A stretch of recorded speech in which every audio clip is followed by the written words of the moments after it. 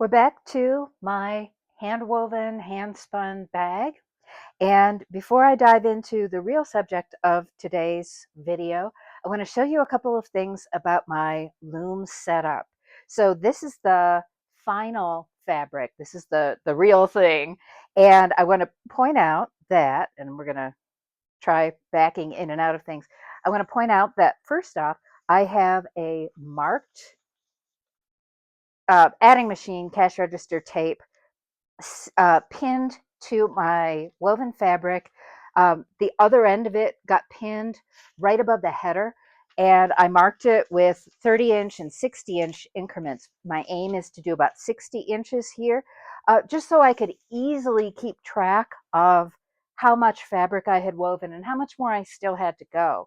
That was important because, as usual, I'm kind of playing yarn chicken with my black Annaroons roving. The next thing I want to show you, and I'm going to move the camera for a sec, so if you're seasick, sorry about that. I want to show you how changing my beaming, rebeaming with a wider warp separator made a huge difference. Though it's only maybe half an inch on each side, I never had problems after I rebeamed with the selvage warps falling off the edge, and that made for a much happier weaving experience. Okay, moving the camera again. Finally, I want to show you my working space. I mentioned in the video about shuttles for rigid heddle weaving that when you use a stick shuttle, you need an awful lot of space to maneuver that thing around. And what I also didn't mention is whether you're weaving at a table or you've got a floor stand or whatever for your rigid heddle loom, you want to make sure your chair is at the right height. When I use my loom bench, because it is a bit of a pain to adjust the height up and down, I tend not to do that very much. I will just pull out, when I'm warping the loom, I will just pull out a chair with an adjustable seat so that I can go up and down. But for various reasons, I opted not to do that here. And you can see in my very messy living room, I have a chair set up next to my couch, and this is my spinning chair. When I spin up my spinning wheel, any of my big spinning wheels, this is the chair I use. It's the perfect height. It is comfortable. There's room for a cushion at the back for my lumbar support. And then it's also, as it turns out, the perfect height for my flip loom on its trestle stand. And I don't know how well you can tell from this perspective, but the loom is actually slanted. I'm going to say at about a 15-degree angle because I find that to be the most comfortable. I can easily reach up to adjust things on the loom or in the weaving with the shuttles, etc., without having to hunch over and hurt my back. And this is more important for you younger weavers than you might think. And if you're an older weaver, you already know this. If you're going to spend any length of time at your loom, you want to be comfortable doing it. And you want to not get up afterwards and go, oh, my aching back.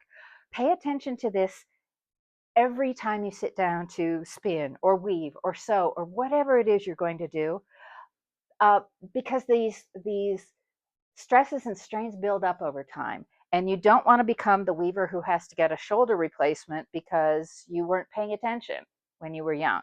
And shoulders tend to be the things that bother weavers most. I'm going to go with backs as the second thing. So something else I want to point out about my weaving setup is how I have got my trap here. And whenever you're able to add a trap to your loom, do it. If your loom has trap accessories, do it. And if your loom doesn't, find a way to make your own, because having a place to lay your shuttles is just golden. I have these balls of yarn sitting here, but I won't actually have them here while I'm weaving. Similarly, I will have my snips nearby, but not actually in the loom, in the trap while I'm weaving, because I like to leave the trap alone for shuttles. The last thing I want to point out is I do have, and I don't know where my tape measure went. I was knitting a hat last night. That's probably where it went.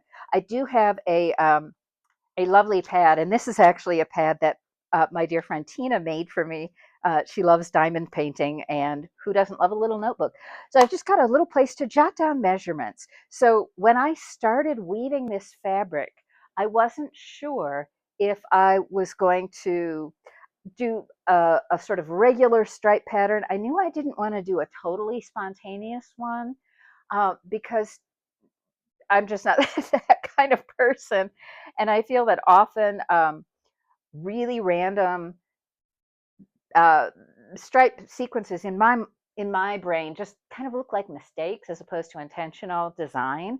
So, but I did want to note how much of the black I wove above the header, and then the first valet stripe I did, I wanted to know how wide that was so I could try to match it. So now, even if they're randomly spaced, these white stripes are at least all going to be the same width in the finished fabric. And that I consider to be very good. Also, uh, I wove my first white stripe uh, just until I ran out of whatever yarn was on my shuttle, and then I measured it. But on subsequent stripes, I can count as I'm wrapping my stick shuttle. And in fact, I will try desperately to demonstrate this over the camera right now. Uh, I can match just by counting threads. So I am weaving at about 6 picks per inch. And in fact, when I did that first white stripe, I wound the shuttle and then I just counted the number of wraps that I'd made.